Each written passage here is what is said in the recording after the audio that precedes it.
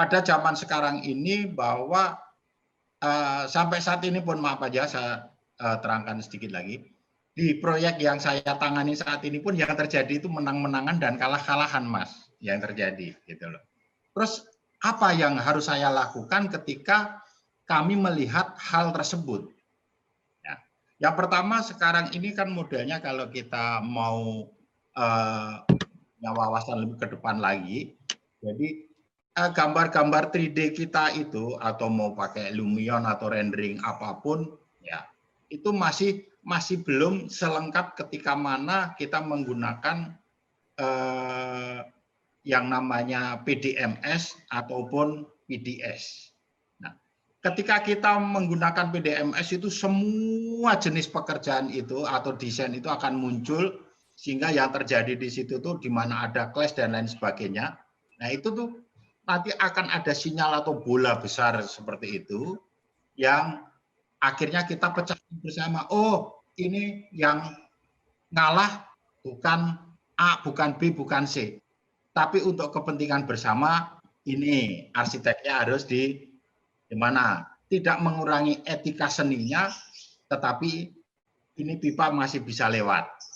Ya, jadi fleksibilitas kita seorang arsitek itu memang dituntut jangan henti-hentinya menyertakan seni ketika perubahan itu datang tiba-tiba.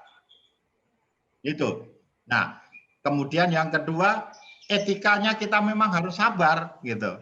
Ketika kita mau dilihat kemampuan kita atau capability kita, ya kita nggak boleh langsung wah ini harus arsitek nggak bisa berubah. Itu namanya kita kalau bahasa Jawanya kaku alu. Hingga yang terjadi bahwa kita berkompetisi itu ada proporsionalisme yang kita garis bawahi. Kemudian kedua tadi tetap aja seperti Mbak Bella, citra seorang arsitektur. Oh ternyata arsitektur dari Trisakti itu orangnya sabar loh. Nah, imajinasinya cukup tinggi loh. Jangan lupa itu harus selalu dibawa. Citra itu. Kemudian yang kedua itu bahwa apa tadi? Yang kedua selain kompetisi, implikasi ya Mas ya? Oh, pertanyaan yang kedua, Pak. Nah. Pertanyaan yang kedua, jika Bapak jika Bapak memiliki kuasa, kira-kira nah kan siapa yang ingin Bapak sarankan? Sebenarnya itu sudah terjawab. Jadi karena kompetisi tersebut sehingga kita jangan pernah berlelah bahwa kita harus inovatif. Seorang arsitektur kalau tidak ada unsur inovatifnya, aduh itu nanti lama-lama kita luntur habis. Gitu. Jadi kita harus inovatif, kita harus dinamis, kita harus melihat perkembangan dan kita harus memberi warna tersendiri. Itu aja sebenarnya itu yang kalau kita mampu merubah ya yang kita harus rubah itu adalah sistemnya. Ya, sistem kompetisi itu ya memang ya yang harus proporsional gitu kan. Kadang-kadang kalau di negara kita ini banyak kan wah lewat mana, lewat samping, lewat depan, lewat belakang, lewat bawah meja dan lain sebagainya. Tapi kita tetap on the track bahwa proporsionalisme adalah is number one. Itulah kira-kira yang bisa saya jawab dari Mas Asep. Terima kasih Pak Yohanes Marimin. Saya kira waktu Bapak sudah lebih. Maaf, mungkin sebelum Bapak meninggalkan ruangan, saya lupa tadi bahwa sesungguhnya Pak Yohanes Marimin itu siapa itu. Secara singkat saja Pak, nggak usah CV panjang-panjang, tapi khususnya amatannya seperti itu karena background-nya apa. Tadi kan yang Asep bingungkan itu mungkin. Terima kasih. Ya.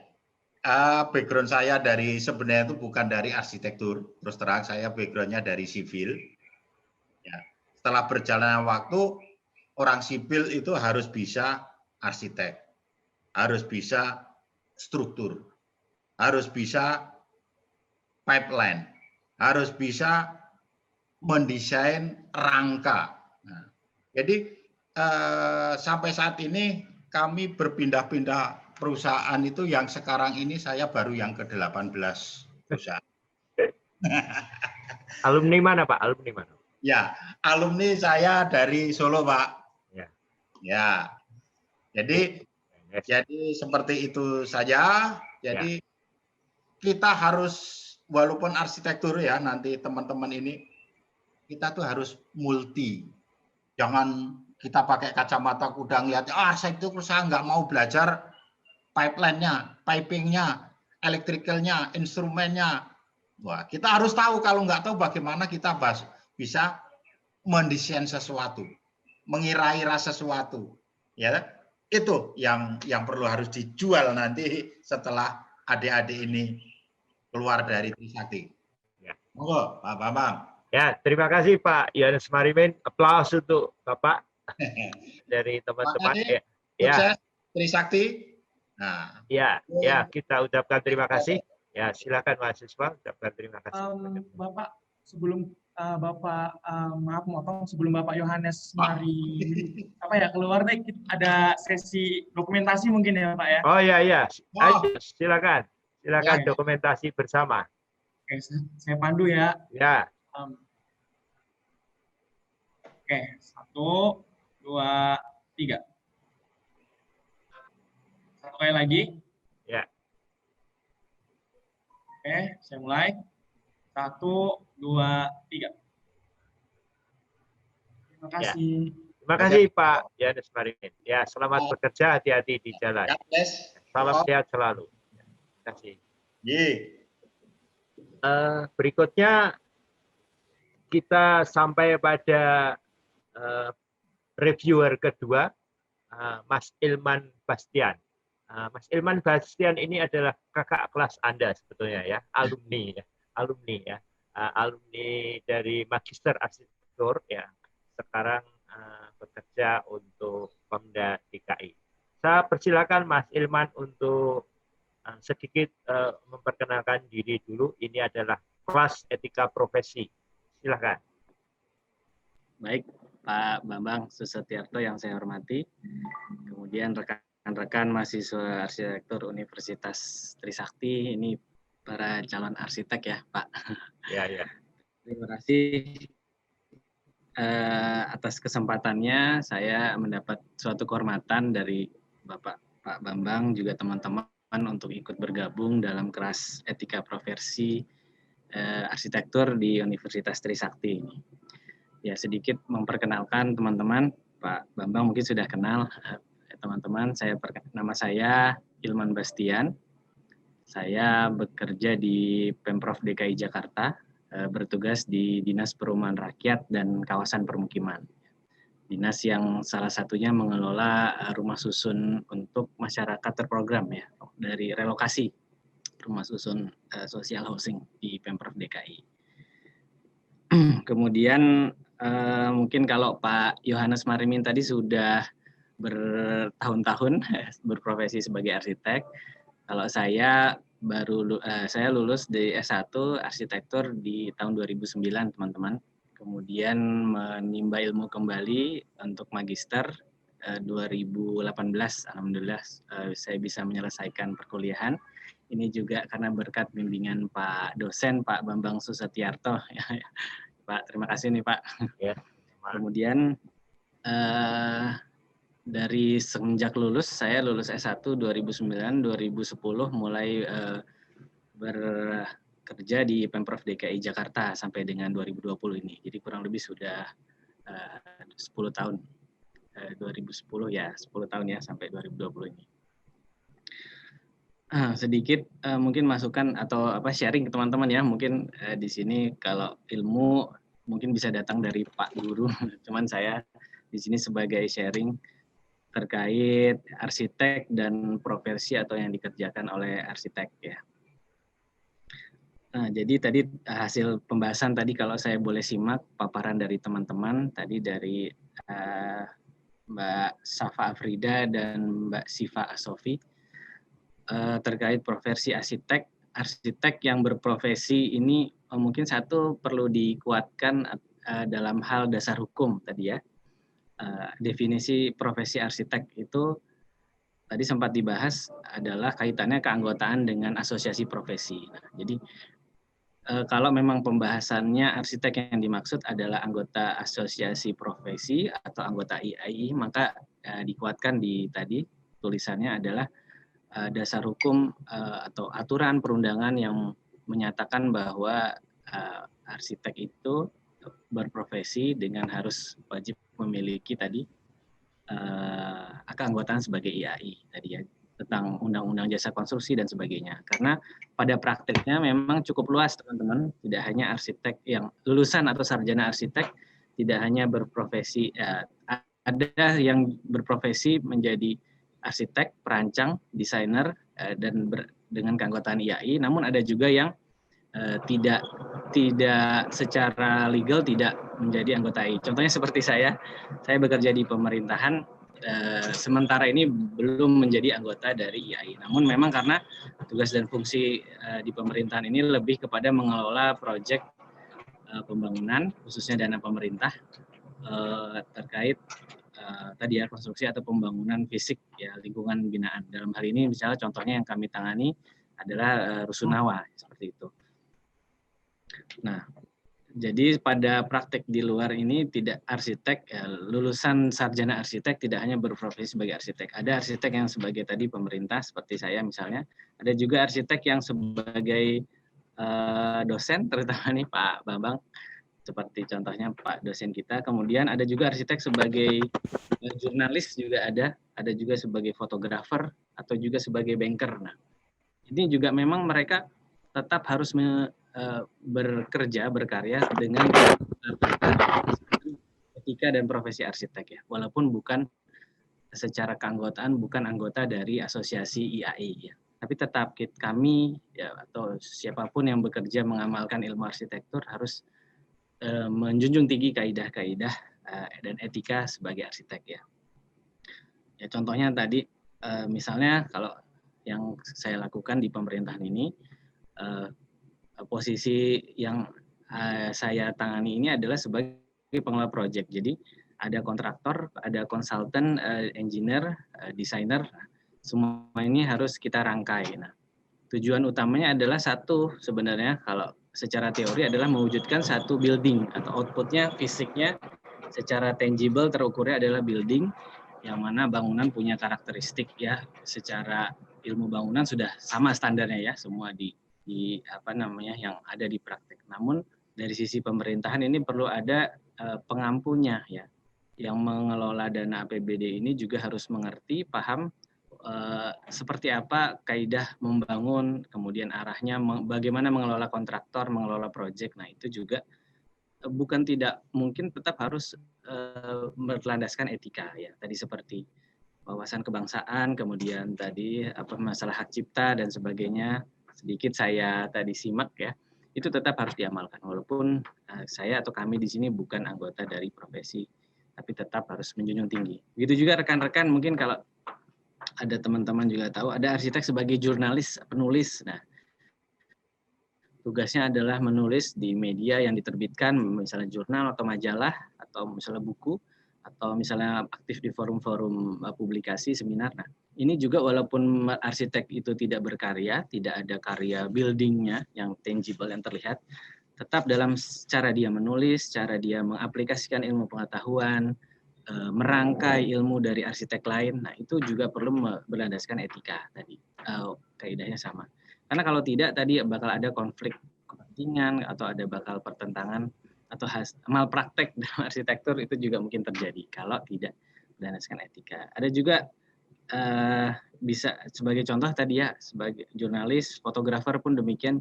Ada fotografer arsitek yang tujuannya tadi dia mendokumentasikan atau membuat karya terkait building ya. Walaupun dia tidak mendesain tapi dia lebih mengambil foto atau gambar image tentang building, tetap etika harus digunakan ya.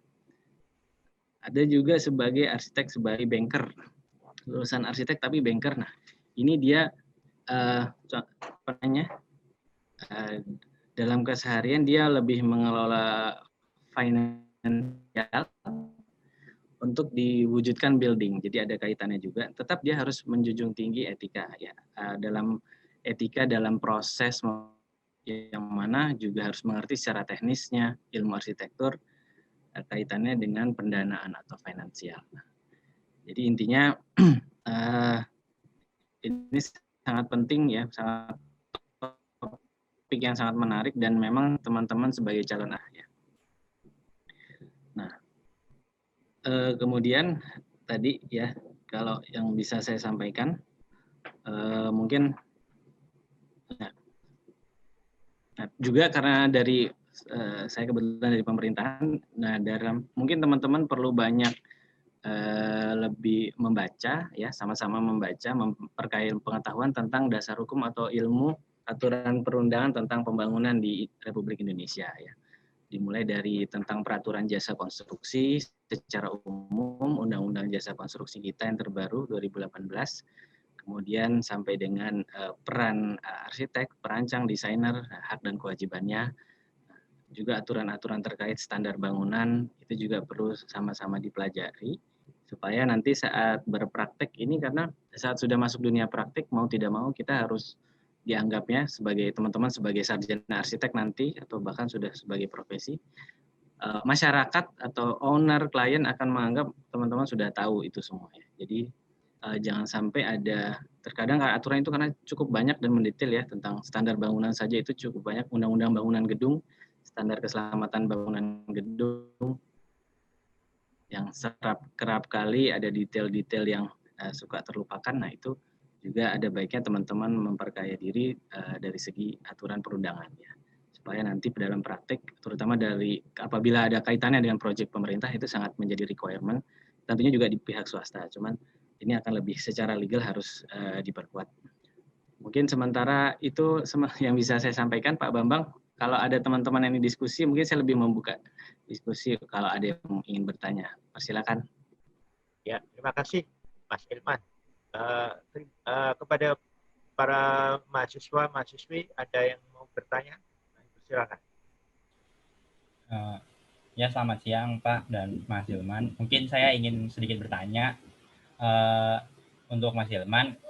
Perkenalkan juga, nama saya Yohanes Christian. Saya dari satu mahasiswa kelas etika profesi ini. Saya ingin bertanya nih, Mas, untuk sebagai salah satu orang yang bisa bilang lulusan arsitek dan bekerja di pemerintahan juga, tetapi tidak masuk dalam asosiasi dari IAI tersebut kan.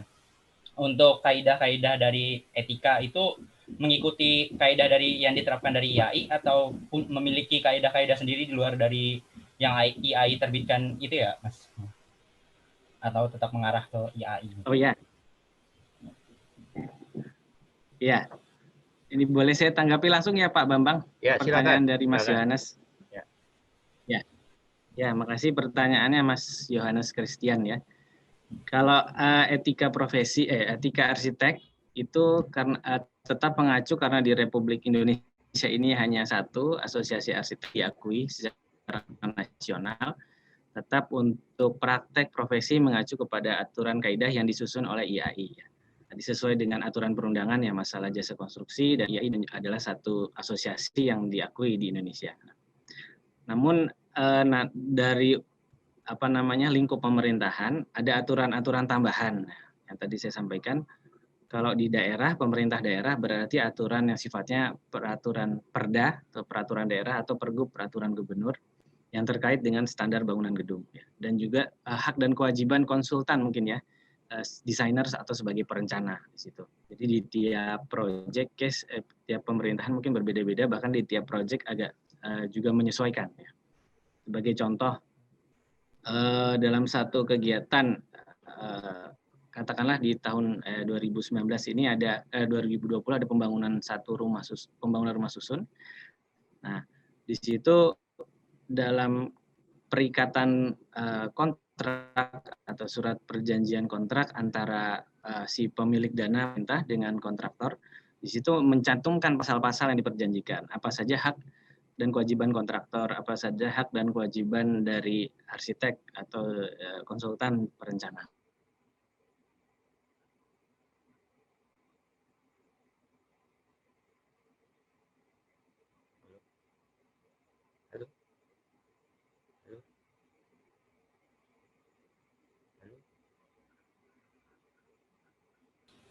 Terputus mungkin ya.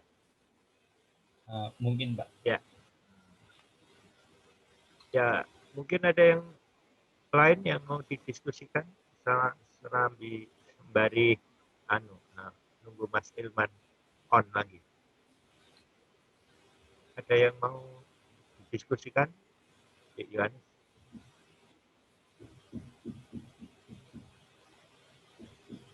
Oh, malah kelempar. Oh, ya, silakan Mas. Oh ya, mohon maaf Pak, ada gangguan sinyal tadi. Iya. Ya, saya ulangi ya Mas Yohanes Christian. Jadi ada tadi secara proyek peran arsitek di situ untuk di pemerintah aja contohnya ada contoh pola satu arsitek mendampingi X-1 sebagai perencana 1 tahun sebelum proyek dilaksanakan.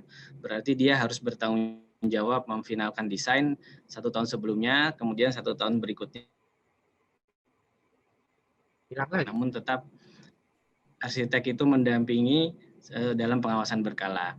Ada juga pola yang design and build. Nah, misalnya dalam project kita menyepakati design and build. Jadi membangun sambil mendesain. Jadi mendesain pertama desain struktur, ya, setelah pertama desain konsep awal, site plan, rencana tata letak bangunan, langsung masuk ke struktur. Belum ada gambar detail denah tampak potongan belum, langsung mulai struktur, langsung dibangun ya, sambil menyusun denah tahap berikutnya. Nah, itu jadi memang situasional kalau untuk praktek di tiap proyek di pemerintah tergantung yang disepakati antara owner dan desainer atau dengan kontraktor. Tapi secara umum kaidah etika tadi wawasan kebangsaan, kebudayaan, hak cipta, integritas, wawasan lingkungan tetap mengacu pada kaidah IAI. Seperti itu Mas Yohanes mungkin. Ya, terima kasih kepada Pak Mas Ilman. Mungkin ada yang lain yang bertanya, kami silakan. Oke Pak, mungkin saya Pak mau bertanya Pak. Ya, silakan. Seputar etika profesi itu kira-kira saya Oleh Basano Pratama, saya dari mahasiswa etika profesi juga. Saya mau bertanya itu dari etika sendiri itu kira-kira masih ada nggak Bapak atau Kakak itu menemukan seorang arsitek itu tidak menjalankan etika profesinya Pak sebagai arsitek? Saja. Ya, jawab Mas Ilman. Banyak mungkin jawabannya. Tidak saya. Iya, Mas. Terima kasih nih Mas Olda Gusa. Arsitek menemukan arsitek yang tidak sesuai etika ada juga Mas, ada. Jadi memang dunia ini ternyata tidak hanya good guy semua, ada juga bad guy yang tapi tidak mungkin sebenarnya bukan dia bermaksud untuk itu, tapi lebih kepada kondisi politik atau keinginan owner atau yang sifatnya apa tidak sebenarnya harus lebih dikembalikan. Jadi memang ada jadi arsitek apa tadi ya seorang perencana satu kaitannya dalam segi biasanya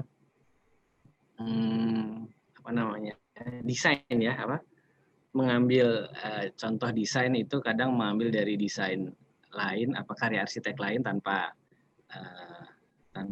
izin atau sebagaimana ya, walaupun memang pengembangan lebih lanjut si arsitek itu melakukan pengembangan itu ada sempat kita temukan. Kemudian juga dari segi komitmen mungkin ya terhadap waktu yang sering, jadi ketepatan waktu ini arsitek yang bekerja sama dengan Pemprov ada beberapa kali ini tidak on time ya, tidak komit terhadap waktu, walaupun kalau masalah komitmen waktu ini bisa ada punishnya dalam segi prestasi pembayaran ya, kita sudah atur dalam perjanjian kontrak. Namun kerap kali masalah waktu, kemudian originalitas ide desain, dan juga ada beberapa case tentang cagar budaya. Nah ini juga menarik. Jadi kita tidak banyak arsitek yang punya pengetahuan tentang sejarah atau cagar budaya. Ini termasuk kalau Pak Bambang nih pakarnya nih cagar budaya heritage. Jadi banyak teman-teman arsitek yang harus memugar atau melakukan pembangunan di dalam kawasan cagar budaya Jakarta. Contohnya sebagai contoh saya ambil di Kota Tua sana di Penjaringan. Ya, walaupun dia tidak memugar bangunan heritage, tapi dia membangun di konteks kawasan tanah kosong di konteks heritage. Nah ini juga terkadang disamakan dengan proses membangun di kawasan pada umumnya. Padahal di sana banyak constraint, banyak pertimbangan kontekstual yang harus diaplikasikan ya. Sehingga ini banyak yang dapat kritik sehingga proses desainnya terlalu berkepanjangan karena banyak membahas masalah pemahaman persepsi terhadap cagar budaya terlebih dahulu diperkuat. Nah itu juga walaupun itu bukan malpraktik ya, tapi ada harusnya ada requirement dasar yang harus dipenuhi dulu sebagai arsitek karena tahu dia akan membangun di konteks cagar budaya yang berbeda dengan lokasi yang lainnya. Seperti itu mungkin Mas Olda sedikit. Ya, terima kasih. Ada mahasiswi yang bertanya? Silakan.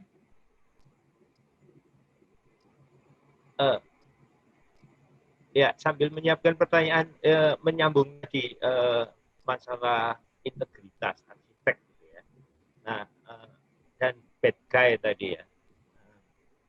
Mungkin di proyek pemerintah itu ada asas formalitas yang ini biasanya dilanggar, tapi mantan mahasiswa saya ini baik hati, jadi tidak dikemukakan tadi ya, yaitu asas formalitas. Tepatnya begini, banyak sekali karena mengikuti asas formalitas yang masuk di dalam bidding ya, tender itu adalah kualitas-kualitas yang tidak berkenan, sehingga si biro atau yang memiliki kualitas tidak berkenan secara formalitas tadi pinjam nama dari orang yang berkualitas, yang berkenan oleh peraturan. Nah, saya nggak tahu apakah sekarang masih terjadi. Nah, dunia saya dulu termasuk konsultan saya adalah penggemar proyek-proyek negeri ya. Akhirnya yang terjadi adalah asas formalitas. Akibat dari asas formalitas itu 5 tahun kemudian saya adalah orang yang kaya pengalaman karena asas formalitas itu. Sehingga gantian saya dipinjam namanya untuk proyek-proyek dari pemerintah daerah. Apakah ini masih terjadi, Mas Ilman? Mohon diterangkan judulnya saja. Iya, Pak Bambang. Jadi tadi seperti yang dikemukakan Pak Bambang itu masalah formalitas ya, mengutamakan sesuatu yang formal ketimbang praktik yang seharusnya.